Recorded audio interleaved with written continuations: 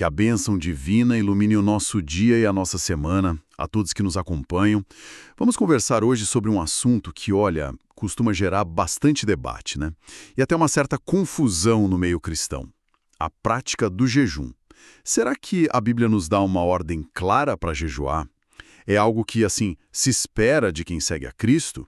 Ou seria mais uma escolha pessoal, sabe? Totalmente opcional. Para guiar essa nossa exploração, a gente vai se basear em ideias e trechos do livro A Cultura do Jejum, do Luciano Subirá. O nosso objetivo aqui é tentar entender melhor o que as escrituras realmente ensinam sobre o jejum. Lembra daquela observação do John Wesley que o autor menciona? Ele disse que o jejum é frequentemente mal compreendido, às vezes supervalorizado, quase como magia, e outras vezes completamente esquecido. Vamos tentar encontrar um caminho mais equilibrado, uma clareza maior sobre isso. Ok, vamos começar pela pergunta que não quer calar. Existe uma ordem direta, um mandamento na Bíblia para que os cristãos jejuem? Olha, essa é uma daquelas perguntas que não tem uma resposta simplista de sim ou não, sabe? Especialmente quando a gente olha pela ótica da Nova Aliança.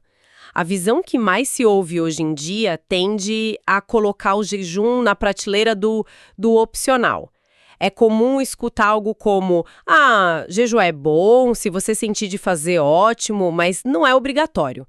E na prática o assunto acaba sendo um pouco discutido em muitas igrejas, e quando às vezes parece que se gasta mais tempo justificando por que não jejuar do que encorajando a prática, né?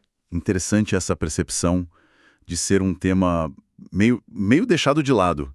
Mas, voltando um pouco na história bíblica, como isso funcionava no Antigo Testamento? Lá a coisa era mais definida. No Antigo Testamento, a situação era bem específica.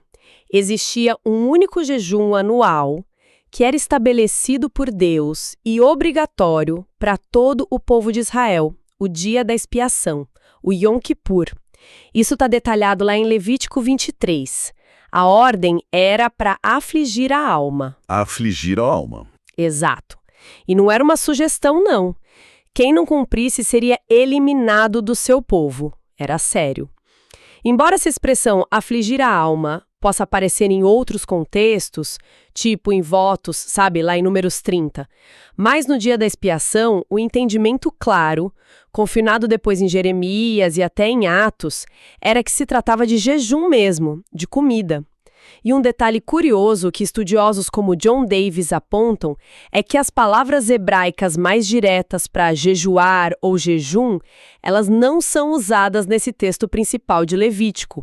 Optou-se por essa linguagem mais abrangente, né, de afligir a alma. Entendi. Então, fora esse dia específico, anual, não havia outros jejuns impostos pela lei de Moisés? Não como uma regra fixa, regular. Aconteceram sim jejuns convocados por Deus através dos profetas, em momentos de crise nacional, como a gente lê no livro de Joel, mas eram situações pontuais, sabe? Não uma prática rotineira ordenada. Inclusive quando Deus repreende o povo lá em Isaías 58. Ah, sim, essa passagem é forte. Muito! E a bronca não é porque eles estavam jejuando, mas pela forma errada como faziam. Com hipocrisia, buscando os próprios interesses, oprimindo os outros. Isso, na verdade, sugere que a prática em si era esperada por Deus, né? Desde que feita com motivação correta, claro. E vale notar também que depois do exílio na Babilônia, os judeus instituíram outros 4 jejuns anuais, mencionados lá em Zacarias. Não foi por ordem divina direta, mas também não lemos sobre Deus desaprovando essa iniciativa deles. Certo, a situação no Antigo Testamento parece clara, uma obrigação específica e outras práticas mais contextuais ou voluntárias. E quando a gente chega no Novo Testamento, com Jesus e a igreja primitiva, a dinâmica muda. Encontramos finalmente uma ordem explícita para os cristãos jejuarem. Olha, a ausência de uma ordem direta e explícita, ela persiste no Novo Testamento. A gente não tem um versículo que diga ordeno que jejuem X vezes por semana, ou algo assim, tão claro. Alguns textos que ao longo da história foram usados para tentar fundamentar uma obrigatoriedade, tipo certas frases em Mateus, Marcos, aquele verso em 1 Coríntios 7,5 ou Atos 10,30, são vistos com uma certa cautela por muitos estudiosos hoje. Cautela por quê? Porque figuras como F.F. Bruce e obras de referência tipo Dicionário Wycliffe sugerem que essas menções podem ter entrado em cópias mais tardias dos manuscritos bíblicos. A suspeita é que elas possam refletir uma influência do ascetismo, aquela valorização da autonegação, da disciplina rigorosa que cresceu em alguns círculos da igreja primitiva. Por exemplo, a menção ao jejum junto com a oração lá em 1 Coríntios 7,5, sobre a abstinência temporária do casal, ela não se encontra nos manuscritos que são considerados mais antigos e confiáveis. Entendi a questão dos manuscritos e a falta de uma ordem assim taxativa. Mas Jesus falou sobre o jejum, não é? E talvez a chave esteja não em buscar uma ordem, mas em entender como ele abordou o assunto. É aqui que a coisa fica interessante, como o autor destaca. Exatamente, esse é o ponto central que a fonte explora. No Sermão do Monte, lá em Mateus 6, Jesus dá instruções sobre 3 pilares da piedade judaica: dar esmolas, orar e jejuar. E quando ele fala do jejum, a forma como ele introduz é muito reveladora. Quando vocês jejuarem, ele diz. Ele não diz se vocês resolverem jejuar. Percebe a diferença? Quando? Não sei. Faz sentido, ele assume que vão fazer. Justamente, ele pressupõe a prática. O foco da instrução de Jesus é a motivação, fazer para Deus em secreto, sem buscar reconhecimento humano, e ele chega a prometer uma recompensa do Pai. Essa linguagem indica claramente uma expectativa de que seus seguidores iriam jejuar. Ele ensina o como fazer, o que sugere que o fazer em si é algo esperado. Essa mudança de ordem para expectativa é sutil, mas bem significativa. Mas aí surge aquela passagem onde os discípulos de Jesus são criticados justamente por não estarem jejuando, diferente dos discípulos de João Batista e dos fariseus. Como isso se encaixa nessa ideia de expectativa? Ótima pergunta, porque a resposta de Jesus em Lucas 5 é fundamental para a gente entender isso. Quando confrontado sobre por que seus discípulos comiam e bebiam enquanto os outros jejuavam, Jesus usa uma analogia cultural muito forte na época: a festa de casamento. Ele pergunta: podem vocês fazer jejuar os convidados para o casamento enquanto o noivo está com eles? As festas de casamento judaicas duravam dias. Era um tempo de alegria intensa, quase obrigatória. Jejuar ou lamentar nesse período seria totalmente inadequado. Seria estragar a festa, né? Basicamente aqui é tempo de festa, não de jejum. Mas ele completa, e aqui está o ponto crucial. Dias virão, contudo, em que o noivo lhe será tirado. Naqueles dias, sim, jejuarão. Naqueles dias. Naqueles dias. E aqui entra uma interpretação-chave, defendida por teólogos como Arthur Wallis e John Piper, e que o autor do livro também aborda. Eles argumentam que esses dias em que o noivo seria tirado não se limitam só aos 3 dias entre a morte e a ressurreição de Jesus. Eles entendem que Jesus está se referindo a toda a era da igreja, o período entre a sua ascensão e a sua segunda vinda, quando ele retorna como o noivo, como naquela parábola das 10 virgens em Mateus 25. Então seria a nossa era atual. E esperada justamente para o tempo em que vivemos agora, o tempo da ausência física do noivo. Essa interpretação sobre os dias em que o noivo será tirado realmente lança uma luz diferente sobre o jejum na era da igreja, não é? Deixa de ser algo só do passado e se torna algo bem presente. E na prática, isso aconteceu. Os primeiros cristãos, especialmente os não-judeus, os gentios, adotaram o jejum depois que Jesus subiu aos céus. O livro de Atos mostra isso. Sim, o livro de Atos registra exemplos bem claros disso. Veja o caso da igreja de Antioquia, lá em Atos 13. Era uma comunidade formada majoritariamente por gentios, e o texto diz que eles estavam servindo ao Senhor e jejuando, quando o Espírito Santo os direcionou a separar Barnabé e Saulo, que depois virou Paulo, para a obra missionária. Eles estavam jejuando naquele momento de buscar direção. Sim, e antes de enviá-los, o que eles fizeram? Jejuaram e oraram novamente. O jejum estava integrado à adoração e à busca por orientação divina. Mais à frente, em Atos 14, a gente vê Paulo e Barnabé estabelecendo líderes, os presbíteros, nas novas igrejas que eles fundaram em cidades gentílicas. E o relato diz que fizeram isso tendo orado com jejuns. Orado com jejuns. Exato.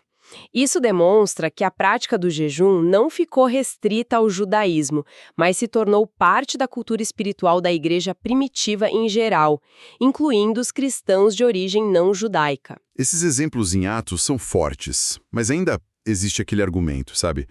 De que as cartas de Paulo, as epístolas, que são as instruções mais diretas para as igrejas, falam um pouco sobre jejum. E que quando falam, alguns dizem que é mais sobre passar fome por necessidade do que uma disciplina voluntária. Como o autor, o Subirá, lida com essa aparente falta de ênfase nas cartas? Essa é uma questão importante que o autor aborda, sim. Paulo menciona jejuns, no plural, em suas listas. Em 2 Coríntios 6, por exemplo, ele está descrevendo as credenciais do seu ministério. Ele lista diversidades impostas de fora, nas aflições, nas necessidades, nas angústias, nos açoites, nas prisões, coisas que ele sofreu. Mas logo em seguida, ele continua com ações que demonstram a dedicação e disciplina voluntária dele, nos trabalhos, nas vigílias, nos jejuns, na pureza, no conhecimento. E jejuns aparece junto com coisas que ele escolhia fazer, como vigílias e buscar pureza. Justamente. Aqui, jejuns parece estar na categoria de prática de autodisciplina, não apenas de privação involuntária, como passar fome por falta de opção. O contexto sugere isso fortemente. Depois, em 2 Coríntios 11, naquela lista impressionante de sofrimentos pelo Evangelho, ele diz: em fome e sede, em jejuns muitas vezes. Algumas traduções, como a NVI, que o autor cita, trazem: passei fome e sede e muitas vezes fiquei em jejum. A autora Valnice Milhomens, mencionada na fonte, faz uma distinção útil aqui. Qual distinção? Que fome é não ter o que comer. Jejum é ter o que comer, mas escolher não fazê-lo por um propósito espiritual. Paulo parece distinguir as duas coisas. Fome e sede é jejuns, e afirma ter praticado muitos jejuns. Isso reforça a ideia de voluntariedade. Isso se alinha com os relatos de Atos sobre Paulo jejuando em momentos decisivos, né? Como antes de ser curado e batizado, ou na igreja de Antioquia. Faz sentido. E quanto ao argumento do silêncio? Ou seja, se não há uma ordem direta e clara nas epístolas, talvez o jejum não seja tão central assim para o cristão hoje. O que o autor diz sobre isso? Ele considera esse um argumento do silêncio um tanto frágil e até inconsistente com a forma como a gente interpreta outras coisas. Primeiro, o próprio Paulo, que claramente jejuava, ele pediu várias vezes que os cristãos o imitassem. Sim, sede meus imitadores como eu sou de Cristo. Exato. Como em 1 Coríntios 4,16 ou 11,1. Seria estranho ele querer ser imitado em sua conduta geral, mas não nessa prática específica que fazia parte da vida espiritual e ministerial dele, concorda? Segundo, como também aponta a Valnice Milhomens, as epístolas não foram escritas para anular ou substituir os ensinos de Jesus nos evangelhos. Elas foram escritas para aprofundar e aplicar esses ensinos à vida das igrejas. Elas complementam, não cancelam. Isso, elas confirmam a palavra de Cristo, como diz Hebreus 2:3. E Paulo foi muito duro com quem ensinava coisas contrárias às sãs palavras de nosso Senhor Jesus Cristo, lá em 1 Timóteo 6. Se Jesus ensinou sobre o jejum e demonstrou esperá-lo, as cartas não iriam na contramão, entende? O autor também aponta para o que ele vê como inconsistências na forma como diferentes grupos cristãos lidam com essa questão da necessidade de uma ordem explícita nas epístolas, não é? Exatamente, ele levanta alguns pontos para a gente pensar, comparando o jejum com outras práticas. Por exemplo, ele menciona que muitos grupos pentecostais aceitam o falar em línguas como evidência do batismo no Espírito Santo. E a base principal para isso é uma fala de Jesus em Marcos 16 e os exemplos práticos que a gente vê em Atos. Não existe uma ordem direta nas epístolas do tipo falem em línguas, mas a combinação do ensino de Jesus e da prática da igreja primitiva é considerada suficiente. E qual a conexão com o jejum? Ele questiona. Porque o mesmo raciocínio não é aplicado ao jejum. A gente também tem o ensino de Jesus, lá em Mateus 6, sobre como jejuar, e tem a prática da igreja primitiva, registrada em Atos. Por quê? Para um vale e para o outro não. O mesmo paralelo pode ser feito com a evangelização.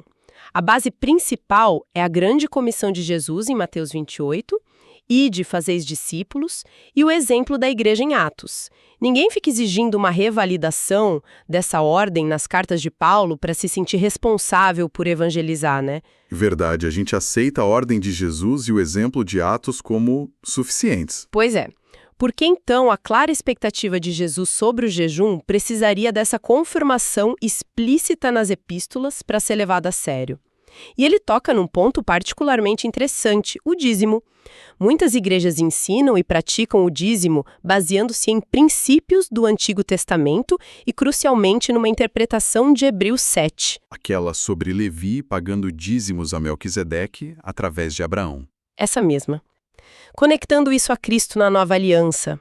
Mas não há um mandamento direto, dai o dízimo nas epístolas direcionado à igreja. Se essa argumentação, que envolve interpretação e conexão entre as alianças, é aceita para o dízimo, por que a instrução direta de Jesus sobre como jejuar, que implica a prática, seria descartada pela falta de um comando repetido nas epístolas? Parece haver uma aplicação um pouco seletiva, né, do critério de ordem explícita na epístola. Essa análise das inconsistências é bem provocativa mesmo. Então, depois de percorrer todo esse caminho, Antigo Testamento, palavras de Jesus, prática em Atos, os argumentos sobre as epístolas, qual é a conclusão que a fonte apresenta? Afinal, jejuar é obrigatório ou não é? A conclusão do autor, Luciano Subirá, é que não há na Nova Aliança uma ordem no sentido legalista, sabe? Com regras fixas de frequência, duração, tipo de jejum, como existia para o dia da expiação. Nesse sentido estrito, não é obrigatório como cumprir uma lei. Ok, não é uma lei com regras fixas. Isso. Contudo, o ensino de Jesus, especialmente aquele quando vocês jejuarem, estabelece uma fortíssima expectativa. Ao dar instruções detalhadas sobre o como fazer com a motivação correta em secreto, Jesus implicitamente endossa e incentiva a prática em si. Figuras históricas como John Wesley e autores mais recentes como Maheshavda, além de Agostinho lá atrás, argumentaram que ensinar como fazer algo corretamente é, funcionalmente, uma forma de ordenar que se faça. É como dizer, quando você dirigir, use o cinto. Não é, se você dirigir, implica que você vai dirigir. Seguidores jejuassem. Portanto, a posição defendida no livro é que, embora não exista uma obrigatoriedade legalista, o jejum foi, de certa forma, comissionado por Cristo através do seu ensino e exemplo. Não deveria ser tratado como algo meramente opcional ou irrelevante que tanto faz fazer ou não. Então, não é obrigatório no sentido de lei, mas é esperado no sentido de discipulado. Exato. Existe sim liberdade pessoal em como e quando jejuar, discernindo isso diante de Deus. Mas a prática em si é apresentada como um componente esperado da vida cristã autêntica. Isso nos leva a uma reflexão final, não é?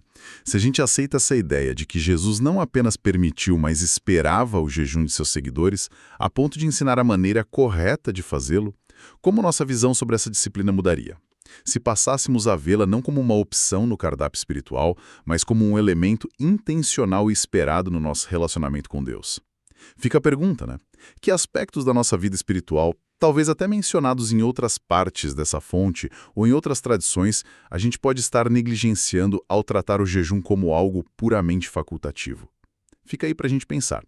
Recapitulando nossa conversa de hoje, baseada em A Cultura do Jejum, vimos que apesar de não haver um mandamento explícito e detalhado no Novo Testamento como no Antigo, as palavras diretas de Jesus ensinando como jejuar e a prática consistente da igreja registrada em Atos apontam fortemente para o jejum como uma disciplina espiritual esperada e valorizada.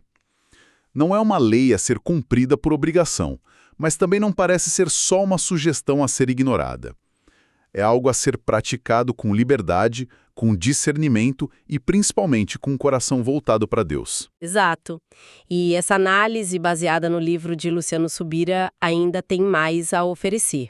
Exploramos hoje a questão da base bíblica, mas há outros ângulos importantes sobre o propósito e a prática do jejum que a gente pode abordar numa próxima conversa, para aprofundar ainda mais. Com certeza.